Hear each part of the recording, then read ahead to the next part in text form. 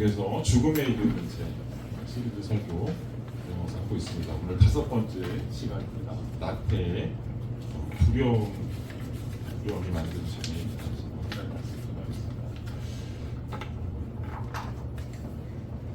계속해서 죄를 살펴보고 있는데요. 지난 설교에서 생각해보면 교만이 죄의 뿌리다.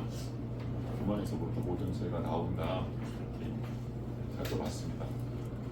교만에서부터 모든 죄가 나오는데 시기, 그리고 지난주에 살폈던 분노, 이 모든 것들, 시기나 이 분노 같은 것들이 교만의 경쟁적인 속성에서부터 비롯돼서 서로 비교하게 되고 또 더 많이 가졌거나 덜 가졌거나 이런 비교 의식에서부터 출발해서 이런 경쟁적인 그런 마음에서부터 시기나 분노들이 쏟아져 나온다라고 하는 걸 살펴봤습니다. 그런 의미에서 교만이 죄의 뿌리다 라고 계속 살펴보고 있습니다. 오늘 살펴볼 것은 나태입니다. 이 나태도 지난번에 살폈던 것처럼 이런 분노가 사실 지난주에 살폈던 것처럼 일상적이잖아요. 그냥 누구에게나 다 있는, 누구의 삶에든 여러분의 모든 삶에 다 분노라고 하는 것들이 계속해서 우리 마음 안에서 필요로 나타나는 그런 일들이라고 할 수 있습니다. 나태 역시도 일상적인 겁니다. 우리의 삶에 누구에게나 해당되는 그런 죄.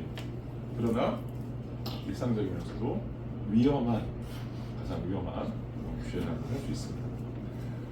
분노 못지않게 이런 나태라고 하는 것도 우리의 내면을 좀먹게 되고요. 관계도 파괴하게 되고 결국 자신을 비참하게 만드는 그런 죄라고 하는 것을 성경이 말하고 있습니다. 우리는 보통 이 나태하면은 게으름이다 이렇게 생각해요. 그래서 몸이 좀 느려, 굶떠 이렇게 생각하면서 몸이 좀 느리고 굶뜨고 움직이기 싫어하는 것, 이런 거를 그냥 게으른 정도라고 생각하는 거죠. 이렇게 생각하면은 게으르다고 하는 게 무슨 죄가 될 수 있는가? 그 사람의 어떤 차이라고 생각할 수 있잖아요. 그래서 어떤 사람들을 보면서 이 공동체에서도 나태한 사람이 있으면 그런 사람들을 보면서 저 사람은 나하고는 맞지 않네, 좀 다르네 이렇게 생각할 수는 있어요. 생각할 수 있습니다. 그러나 그렇다고 해가지고 그것이 큰 죄다, 공동체를 깨트리는 그런 죄라고 사실 보기는 어렵습니다. 그래서 이런 나태라고 하는 것이 그냥 이렇게 굶뜨고 느리고 그런 정도의 이런 게으름은 아니다라고 생각해 볼 수 있을 것입니다. 성경에서 말하는 나태는 겉으로 드러나는 그런 행동 이전에 내면의 문제에 대해서 다루고 있습니다. 내면에 속한 본질적인 태도와 관련된 죄라고 말하고 있습니다. 나태는 뭐냐면 의욕이 없는 거예요. 의욕이 없습니다. 기력이 없는 거죠. 무기력한 겁니다. 어떤 일에도 손 하나 까딱하기 싫은 그런 상태. 그리고 마음이 병들어서 아무것도 하지 않으려고 하는 그런 상태를 밝혀서 성경이 나태라고 얘기하는 거죠. 그래서 사실 내면에서부터 시작된다라고 볼 수 있습니다. 영국의 작가였던 도로시 세이어즈라고 하는 작가가 있습니다. 그 사람은 이 나태를 이렇게 얘기했습니다.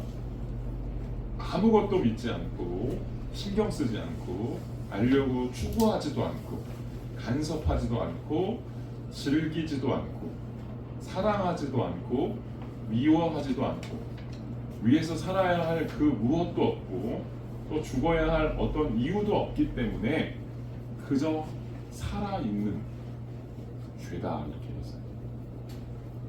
아무것도 하지 않는, 아무것도 할 마음이 없는 그런 상태, 무기력한 것이 바로 죄다 이렇게 얘기했습니다. 그래서 이런 무기력, 삶의 모든 영역에서 아무것도 하지 않으려고 하는 이런 상태. 그래서 그런 분들 보면 가끔 아무것도 하기 싫어, 손도 대기 싫어, 이렇게 말하시는 분들이 있습니다. 그냥 이렇게 살다가 내비둬, 이렇게 살다가 그냥 갈 거야.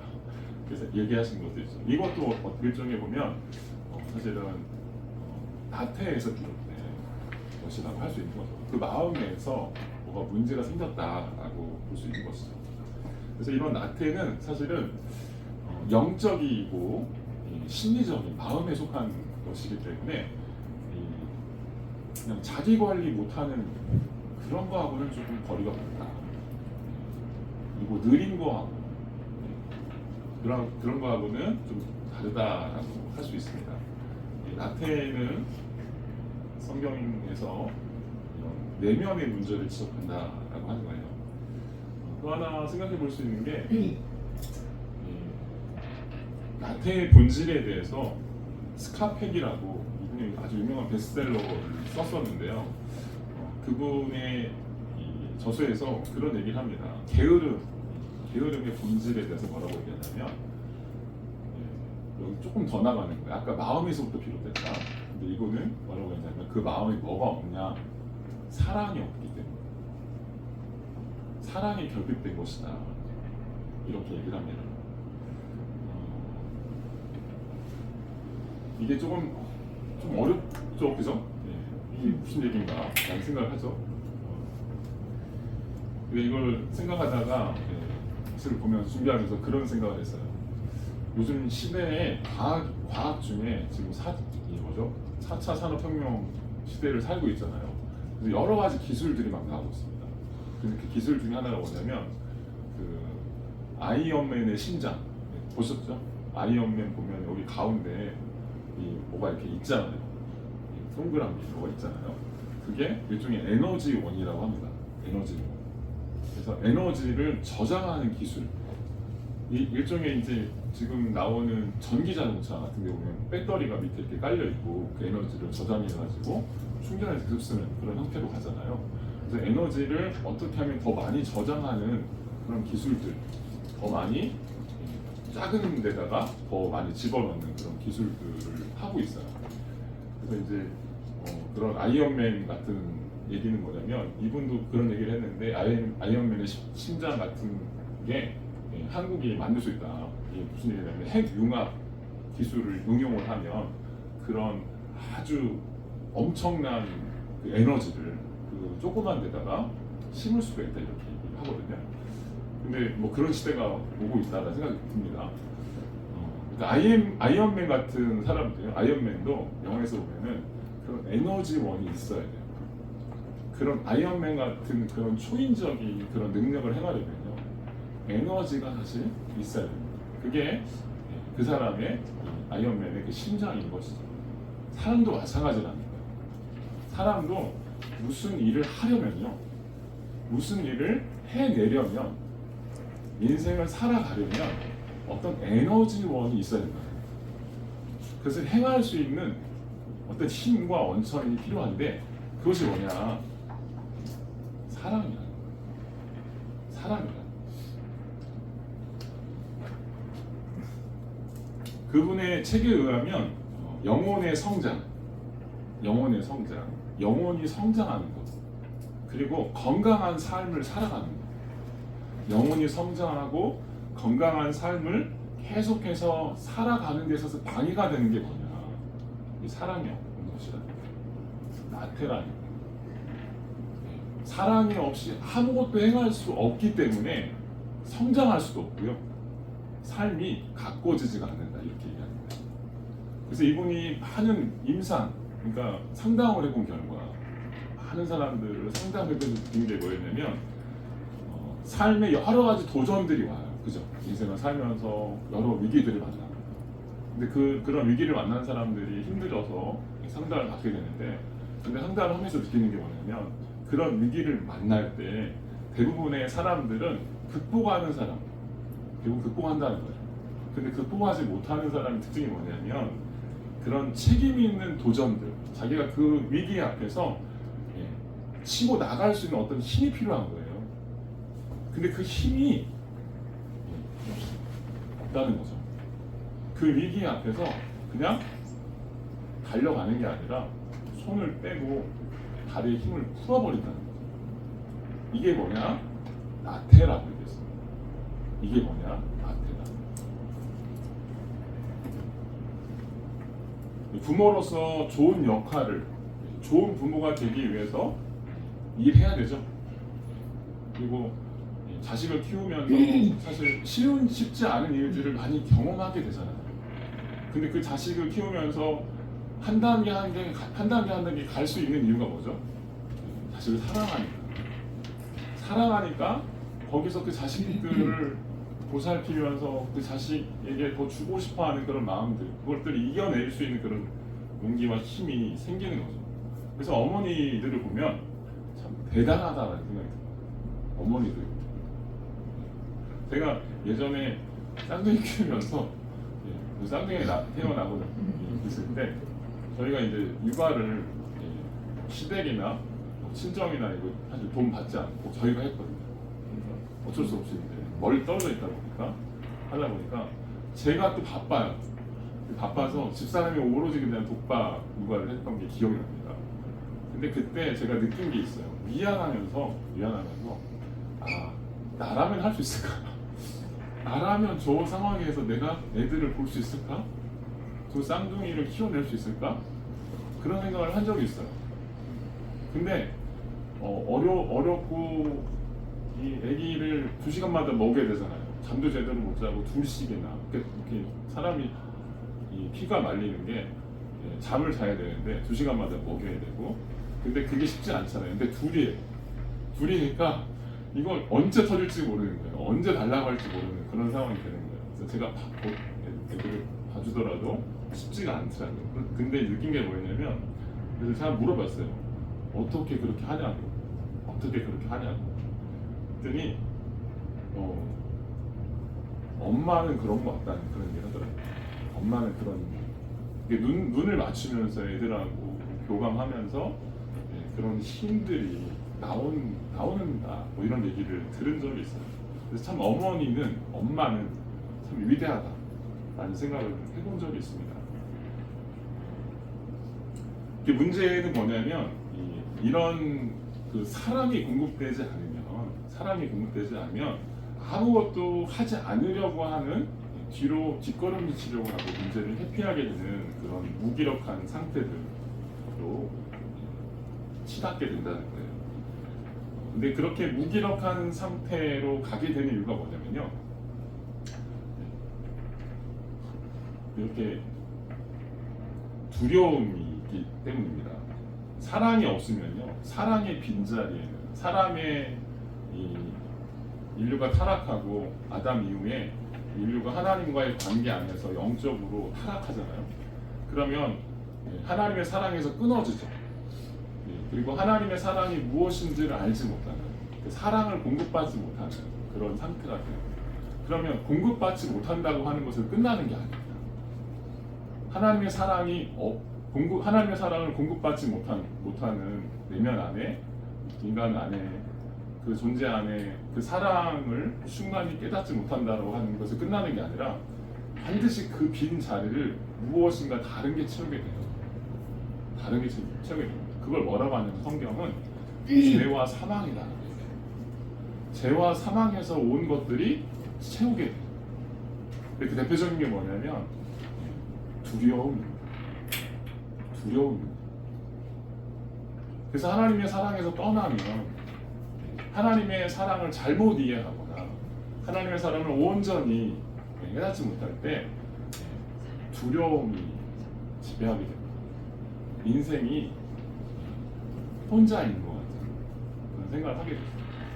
얘가 태어날 때 애들이 이렇게 크다 보면은 가끔 자다가 일어나가지고 혼자 있으면, 자기 혼자 있는 거 보면은 막 울잖아요.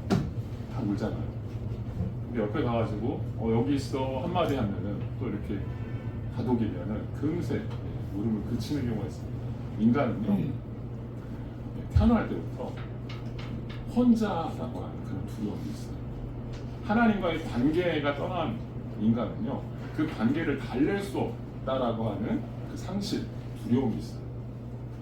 그 두려움이 하나님 사랑을 떠난 인간에게 내면 안에 지배하게 된다라고 하는 거죠. 그래서 이 나태는요, 두려움의 한 단면입니다. 두렵기 때문에 뭔가를 하고 싶어 하지 않는 거죠. 여러분 그런 경우 있을 거예요. 여러분 진짜 하기 싫은 일들이 있어요. 네, 진짜 하기 싫은, 내가 좋아하지 않는 일들이 있어요. 근데 그런 일들은요, 끝까지 미뤄요. 하지 않습니다. 끝까지 미루고 게으름 피다가 나중에 가서야 결국 하게 되죠. 이게 뭐냐면요, 좋아하지 않으니까 이 두렵고 싫은 그런 감정들이 결국 내 행동으로 나타나서 그걸 하지 못하게 하고, 그리고 끝까지 책임을 회피하게 만드는 그 핑계 뒤에 숨게 하는 그런 일들로 가게 된다라고 하는 거죠. 그래서 문제는 우리 마음속에 깔려있는 그 두려움을 잘 생각해 볼 수 있어야 됩니다. 그 실체를 잘 인지하지 못하면요, 마음의 문제인 것이지 그 사람의 어떤 나타나는 그런 행동이 사실 문제가 아니라고 성경이 말하고 있는 것이죠.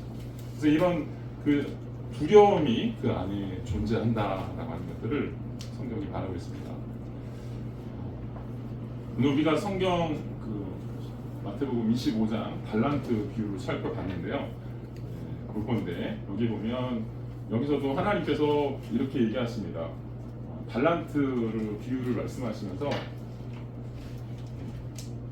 하나님께서 우리에게 가장 좋은 달란트를 주셨다라고 얘기해요. 가장 좋은 것들을 주셨다.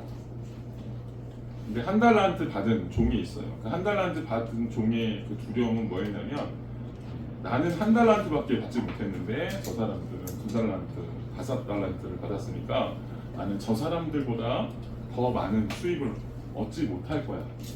얻지 못할 거야. 그래서 나중에 결국은 주인으로부터 꾸중을 들을 수도 있어. 큰 벌을 받게 될 거야. 라고 하는 그런 이미 닥쳐오지도 않은 그런 상황에 대해서 이미 지레 겁을 먹고 두려워하는 것이죠. 그래서 어떤 결과로 이어지냐면 아예 시도조차 하지 않는 거예요. 난 안 돼. 내가 뭘 할 수 있겠어. 라고 체념하고 그냥 그 달란트를 땅에 묻어두는 것이죠. 그래서 이 두려움은요, 나태를 교묘하게 포장하고 있는 거예요. 나태 뒤에 뭐가 있느냐? 두려움이 있다라고 하는 거죠. 이런 실패에 대한 두려움이 결국 사람들로 하여금 끊임없이 현실에 안주하게 만듭니다. 오늘 성경 25장 14절에 보면 이 달란트 비유를 얘기하고 있습니다.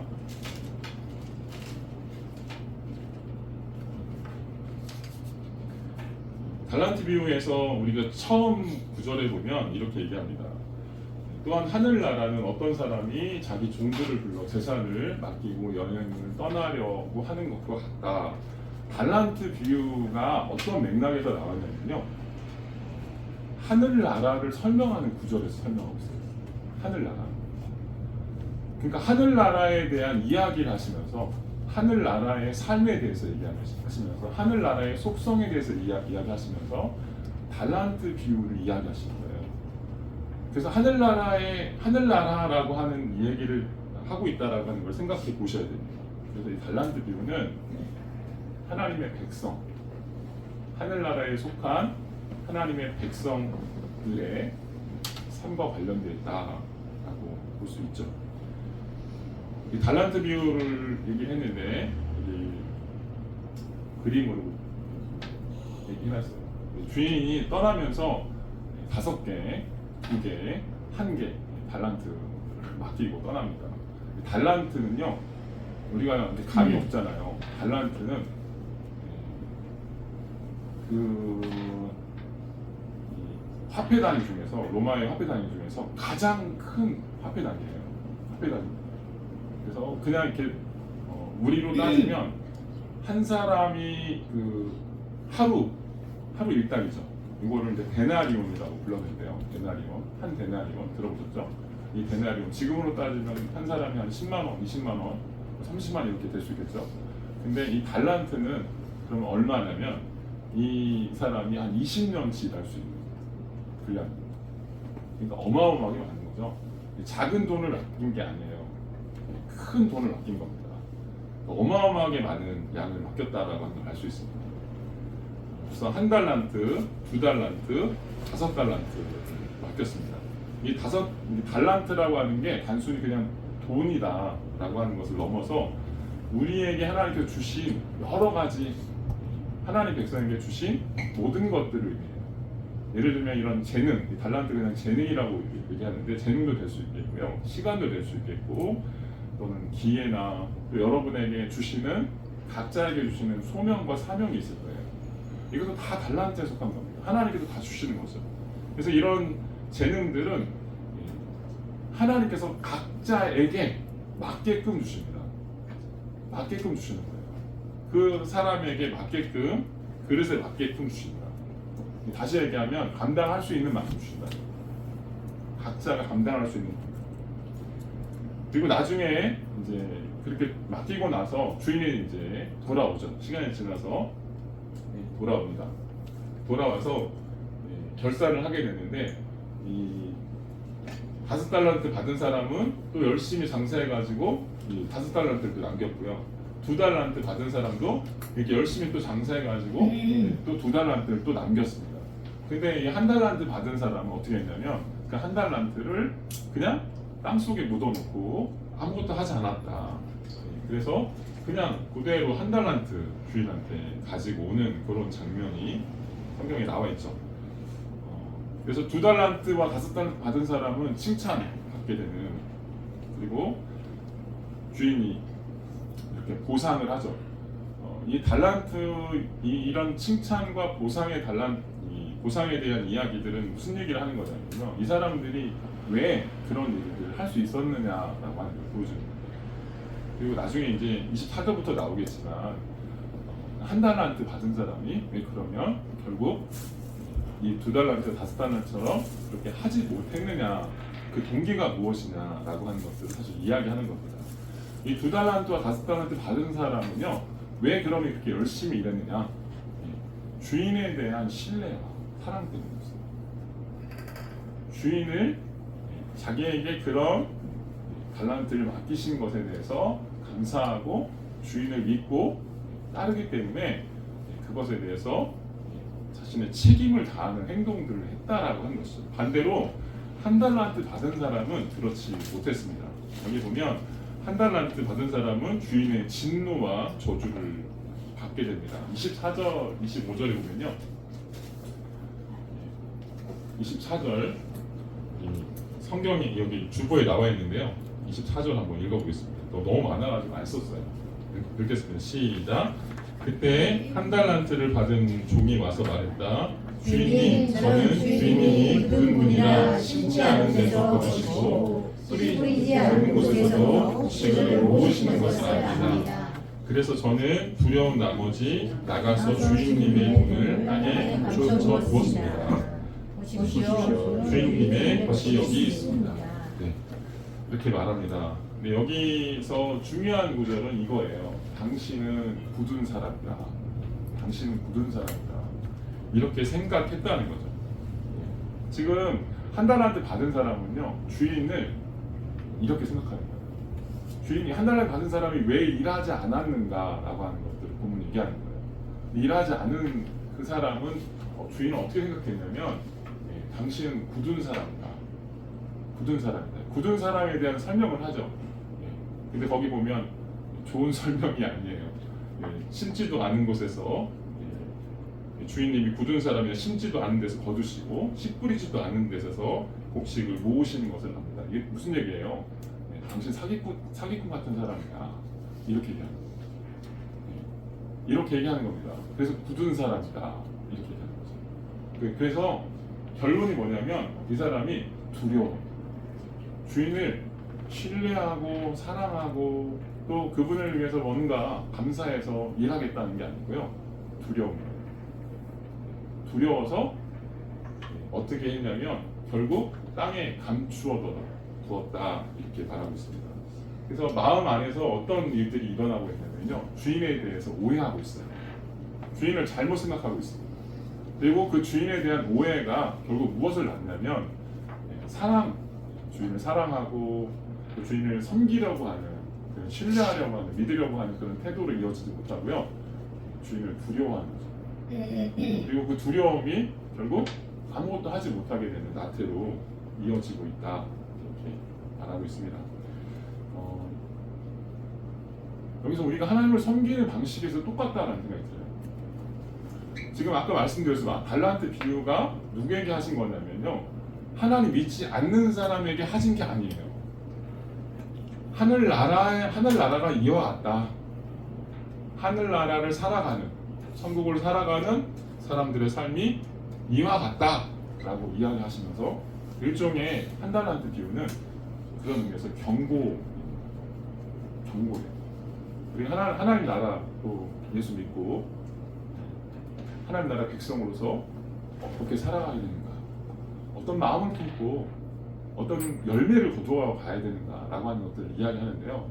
어떤 사람들은 열심히 주님을 사랑하고 신뢰하면서 자신의 삶에서 2달란트, 5달란트 주인에게 맡기신 대로 남기는 삶을 살아요. 근데 어떤 사람은 하나도 열을 맺지 못하는, 하나도 더 성장이 일어나지 않는 그런 삶으로 마친다는 거예요. 근데 그 이유가 뭐냐? 결국 주인을 잘못 생각하고 있는 거예요. 주인을 잘못 오해하고 있는 거예요. 우리 하나님을 섬기면서 주인을 잘못 오해하면 이와 같이 돼요. 신앙생활이요, 기뻐해야 됩니다. 할렐루야. 하나님 믿는 게 즐거우셔야 돼요. 여러분 즐거우십니까? 하나님 생각하면 사랑하고 감사하고 은혜가 참 기쁘고 그런 마음이 드십니까? 근데 하나님 생각하면 정반대로 한 달란트 받은 사람처럼 무서워. 하나님이 나를 혹시 혼내시진 않을까? 내가 지난주에 조금 하나님께 좀 죄송스러운 일을 했는데 하나님 나를 혹시 치지는 않으실까? 이렇게 생각할 수 있어요. 이렇게 생각할 수 있습니다. 예수 믿는 사람들도요, 이렇게 신앙생활 할 수 있어요. 얼마든지. 한 달란트 받은 사람이 이와 같았습니다. 하나님을 어떻게 생각한다고요?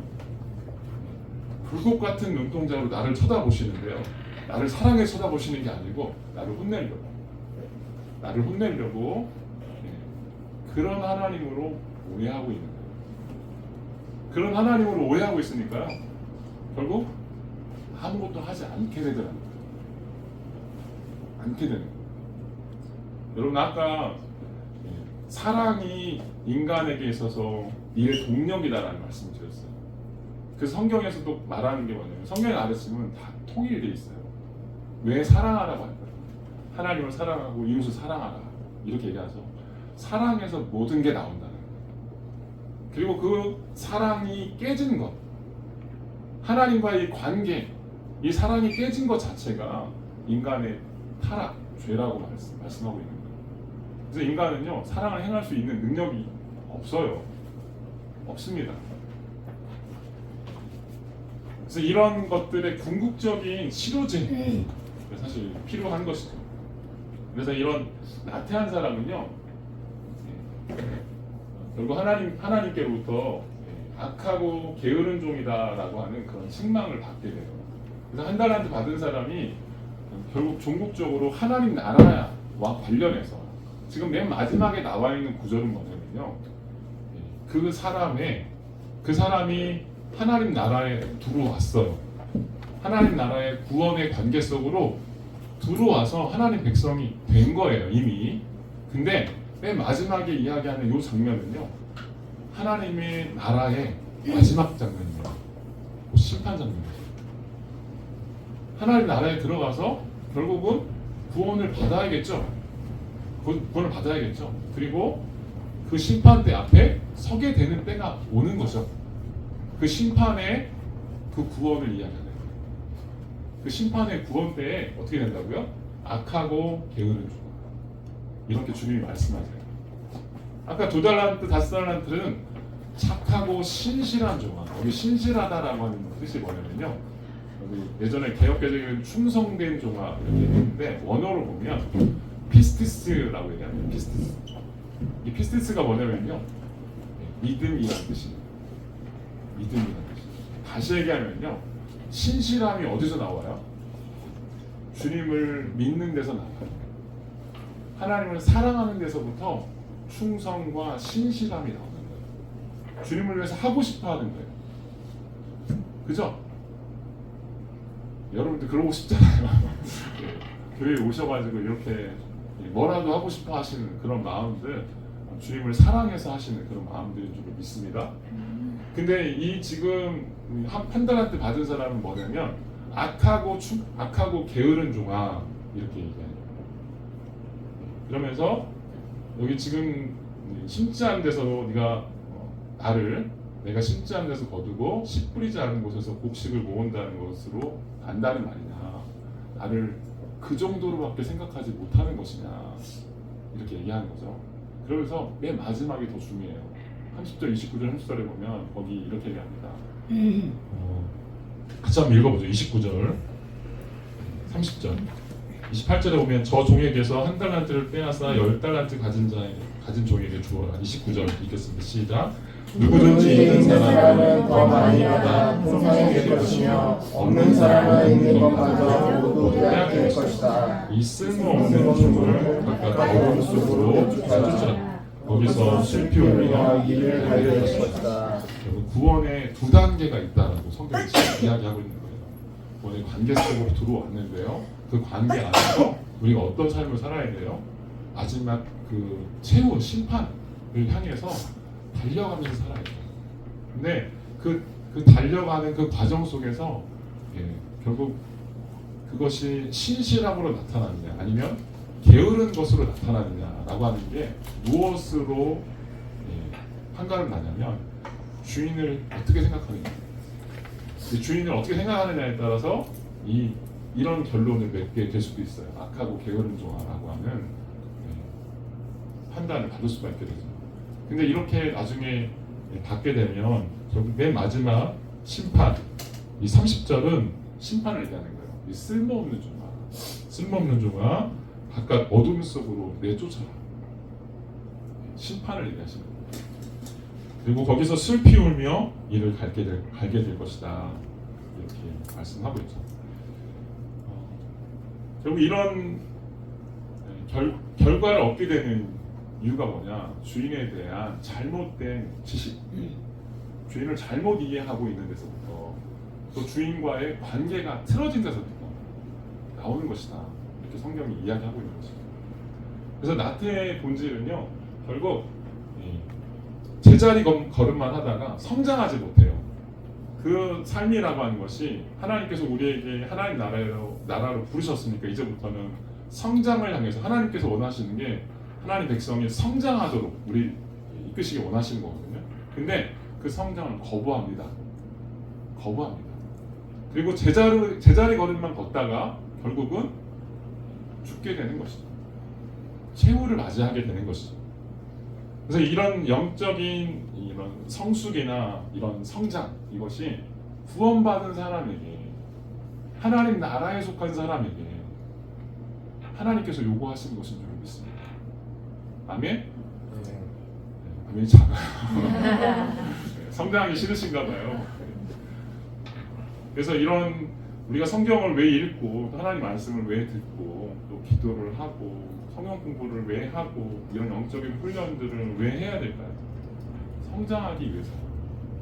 근데 신앙적으로 나태하면요, 영적으로 하나님과의 관계에서부터 틀어지고 하나님과의 관계, 하나님을 잘못 이해하기 시작하면요, 알면서도 하지 않습니다. 하지 않아요. 무기력입니다. 성경에서 그런 얘기가 나와요. 게으른 뱅이는요, 그릇에 음식이 있어요. 그릇에 음식이 다 차려놨어요. 상을 다 차려주잖아요. 그러면 이제 먹기만 하면 돼요. 근데 게으른 사람은요, 그릇에 다 있는데 그래서 넣어가지고 숟가락을 올리지 못해요. 이게 게으른 뱅이다. 이렇게 무기력한 거. 뭔가 하고 싶지 않아 하는 것이죠. 성장에 대한 요구가 없는 것입니다. 그래서 이 데이비드 프롬이라고 하는 미국의 언론가인데요. 이분이 책에서 그런 얘기를 했어요. 신앙의 단맛은 추구했지만 신앙의 훈련은 거부했다. 미국의 크리스찬들, 미국 교회가 한동안 홍역을 앓고 다시 이제 복음으로 돌아가려고 하는 그런 몸부림을 치고 있고 우리나라도 비슷한 그런 상황인데 그래서 울림이 된다라고 생각이 드는데요. 그분이 그런 얘기를 했어요. 그런 분석을 하면서 신앙의 단맛, 그리스도인들이 신앙의 단맛만 추구하고 신앙의 훈련은 거부했기 때문이다 이렇게 말했습니다. 이게 무슨 얘기냐면요. 여러분 다이어트 하시잖아요. 다이어트 할 때 다이어트 하면은 다이어트해서 열심히 살을 빼고 싶어 하기 때문에 다이어트를 하는데요. 그 결과만 생각하고 정작 식생활에서 단 거 먹고 그리고 좋아하는 음식 다 먹으면 결국 아무것도 일어나지 않습니다. 일이 일어나지 않는 것이죠. 훈련이라고 하는 것들을 하지 않게 되는 그런 일들이 있는 것이죠. 신앙생활도 마찬가지예요. 이렇게 교회에 와서 예배 드리고 또 성도하고 교제하면서 기쁘고 또 봉사하면서 나누는 그런 마음들이 참 즐거운 마음들이 있습니다. 이런 것들이 어떻게 보면 단맛이 단맛 참 기쁘죠, 즐겁죠, 활력이 되는 그런 것들, 그런 경험들이죠. 근데 이런 것도 참 소중하고 참 귀합니다. 근데 그 단맛을 더 얻기 위해서 우리가 추구해야 되는 훈련이라고 하는 것들을 거부한다라고 하는 것이죠. 여러분 신앙생활 하잖아요. 이스라엘 백성들이 경험했던 것도 똑같아요. 처음에 홍해를 딱 지나고 올 때는요, 하나님께서 모든 것을 다 주십니다. 소위 말해서 약발이 통합니다. 하나님께서 막 좋은 거를 막 주세요. 입만 벌리면 다 먹여주십니다. 하나님 하고 딱 기도를 하려고 하면 하나님이 다 알고 다 주셔요. 이게 뭐냐면요, 구원 경험이에요. 여러분에게 하나님께서 그런 구원의 하나님으로 만나고 이 자리에 와 계신 줄로 믿습니다. 근데 그런 구원 경험이 지나고 나서요, 뭐가 시작되냐면요, 광야가 시작됩니다. 광야가 시작돼요. 근데 그 광야는 아무것도 없어요. 아무것도 없어요. 그래서 그런 상황에서 어떻게 되냐면 옛날에 살았던 방식으로 돌아가려고 하면요, 이스라엘 백성과 똑같이 옛날에 애굽이 좋다고 그렇게 이야기하고 과거를 또 바라보게 되죠. 그리고 또 하나님께서 왜 또 나한테 이런 단맛을 주시지 않냐고 하나님께 불평불만하는 이스라엘 백성과 같은 그런 삶을 살 수밖에 없죠. 근데 하나님께서 요구하시는 게 뭐냐면요, 광야 이스라엘 백성에게 궁극적으로는 하나님이 이끄시는 삶을 훈련하라는 거예요. 하나님이 어떤 분이신지를 더 알아가라는 겁니다. 더 알아가라는 거예요. 근데 그런 정권의 훈련들을 신앙생활하면서 놓치기 쉽다라고 하는 거죠. 그래서 이런 나태나 나태에 관한 것들은 결국 하나님께서 주시는 좋은 것들, 어떤 좋은 결과들만 바라보고요, 영적인 성장들에 대해서는 무관심한 그런 태도들,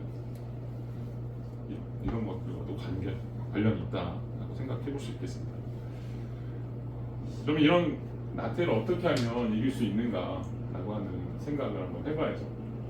나태를 이길 수 있는 길은 결국 나태도 죄에 속한 거예요.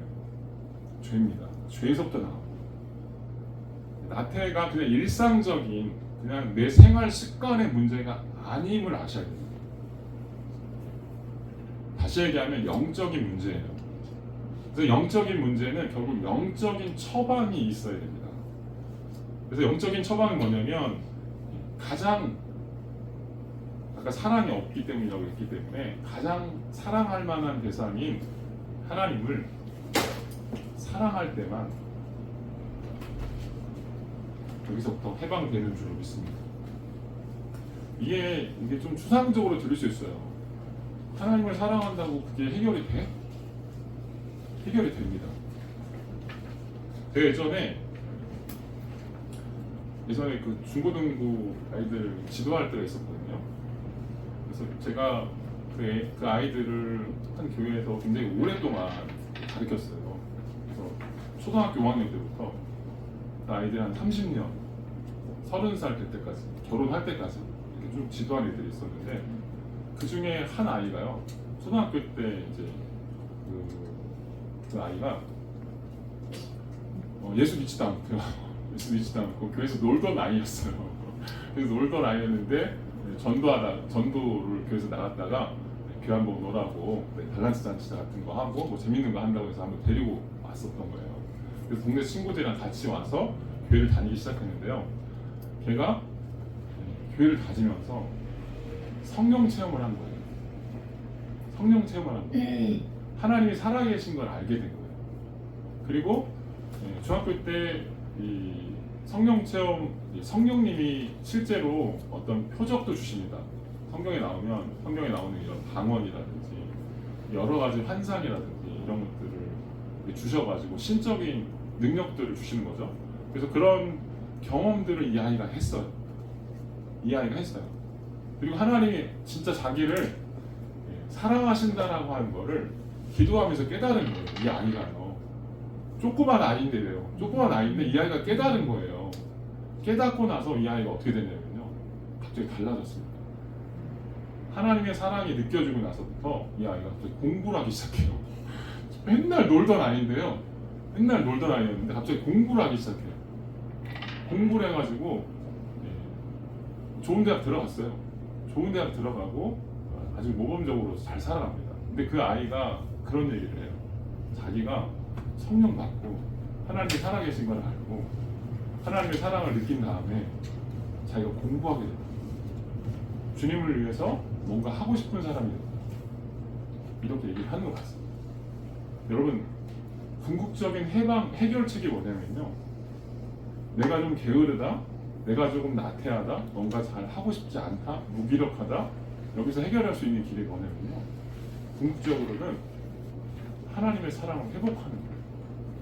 하나님의 사랑으로 다시 돌아가는 거예요.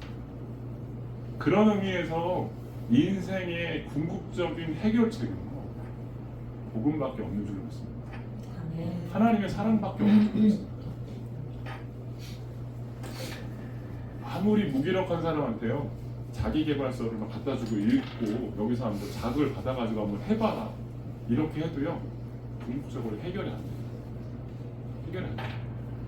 그 근원에 있는 문제를 뜯어 고치지 않으면요, 하나님께서 정말 그 영혼을 사랑하시고, 그리고 사랑받기 충분한 그런 존재라고 하는 것들을 인식하잖아요. 깨닫게 되잖아요. 그러면 뭘 하고 싶냐면 그 하나님을 향해서 뭔가 하고 싶은 마음이 생겨요. 자발성이 생깁니다. 이걸 성경이 뭐라고 하냐면 믿음이라고 해요. 믿음이라고. 그래서 사랑으로부터 시작됩니다. 이 죄에 관한 모든 문제들은 하나님과의 관계, 또 그리스도의 그 사랑을 깊이 이해할 때만 궁극적으로 해결된다. 믿으시기 바랍니다. 여러분, 선하신 하나님을 아는 것, 그런 의미에서 선하신 하나님, 우리를 사랑하신 하나님, 끝까지 우리를 포기하지 않으시는 그 하나님, 지금 내가 이렇게 힘이 없고 뭔가 살아갈 힘이 없어서 지쳐있고 내가 이렇게 사는 게 맞나? 라는 그런 의심이 들 때가 있잖아요. 근데 그런 생각이 들 때까지도 하나님 우리를 사랑하시는 줄로 믿습니다. 때때로 제가 이럴 때가 있어요. 목회자도요, 갑자기 영적 침체가 올 때가 있습니다. 영적 침체가 옵니다. 어떤 침체냐면요, 하나님을 볼 낯이 없어요. 그리고 스스로도 무너져요. 내면도 무너집니다. 그런 때가 와요. 여러분에게도 옵니다. 그런 광야 같은 때가 와요. 근데 그럴 때 어떻게 회복되는 줄 아세요? 어떻게 회복되는 줄 아세요? 그럴 때 지독하게 괴롭히는 게 뭐냐면, 너 진짜 목사 맞아? 너 목사인데 이렇게 사는 게 맞아? 이런 죄책감이에요. 이런 정죄의식입니다.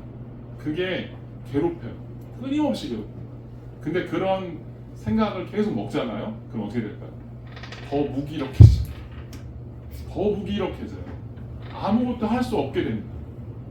일어날 수가 없어요. 근데 어떻게 다시 일어나게 되냐면요, 궁극적으로 일어나도 하나님이 사랑하십니다. 근데 그때는 뭘 해야 되냐면요, 성경을 읽어야 됩니다. 정말 아무것도 할 수 없을 때는요, 성경으로 돌아가서 하나님 말씀을 들어요. 그리고 하나님 말씀을 계속 내 마음에 이식하면서 그런 죄책감, 그런 정죄 의식과 싸워야 돼요. 그때마다 읽는 구절이 있어요. 로마서 8장 32절 같이 읽겠습니다. 시작. 자기가 이를 아끼지 아니하시고 우리 모든 사람을 위하여 내주시니가 어찌 그 아들과 함께 모든 것을 우리에게 주시지 아니하느냐. 하나 더 있습니다. 같이 읽겠습니다. 시작. 우리가 아직 죄인이었을 때 그리스도께서 우리를 위하여 죽으심으로 하나님께서 우리에 대한 자기의 사랑을 확증하셨습니다.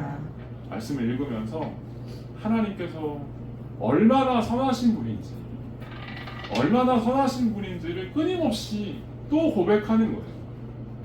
이런 죄 가운데, 이런 영적인 침체 속에 하나님을 사랑한다고 하면서도 이렇게 무너지는 내 모습을 보면서도 다시 한번 일어날 수 있는 힘이 어디 나오냐면요, 그 하나님의 선하심을 또 고백하는 거예요. 고백할 때 에너지가 나와요. 다시 일어날 수 있는 힘이 나와요. 아멘? 아멘. 성경에 보니까요, 성경에 참 재밌어요. 성경에 보면 두려워하지 말라라는 표현이 많이 나와요.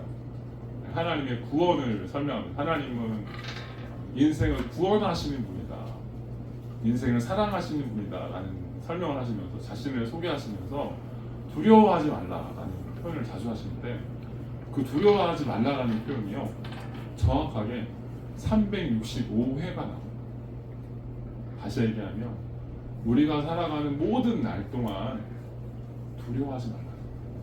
하나님을 믿는 모든 날 동안 두려워하지 말라. 아멘? 뭘 생각해야 돼요?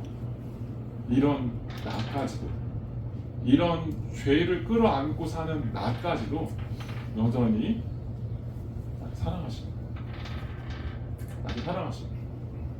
그런 고백이 있을 때 하나님께서 우리를 또 다른 단계로 성장시키고 이끄시는 줄로 있습니다. 이게 2달란트를 내는 길이고요, 이게 5달란트를 만들어내는 길이에요. 다시 얘기하지만 우리가 하는 게 아닙니다. 우리가 하는 게 아니에요. 우리가 자격이 있어서 불러주신 게 아니에요. 내가 뭔가 어떤 내세울 만한 게 있어서 불러주신 게 아니라고 하는 사실들을 생각하셔야 됩니다. 구원을 받은 삶에도 역시 마찬가지입니다. 우리가 잘할 수 있는 비결이 어디서 나와요? 내 자격으로 만들어지는 게 아니에요. 하나님을 사랑하는 것을 그렇게 나온 줄 믿습니다. 혹시 여러분의 삶에 그런 영적인 침체가, 또 무기력이, 또 우울감이 여러분을 괴롭히고 움직일 때가 있을 거예요. 그때 뭘 확인하셔야 되냐면요, 영적인 문제입니다. 영적인 문제입니다. 하나님의 사랑 앞에 다시 가야 됩니다. 라고 하는 고백 위에 설 때 하나님께서 여러분을 지키시고 그와 같은 하늘의 복을 여러분들에게 주실 줄로 믿습니다. 기도하고 마치겠습니다.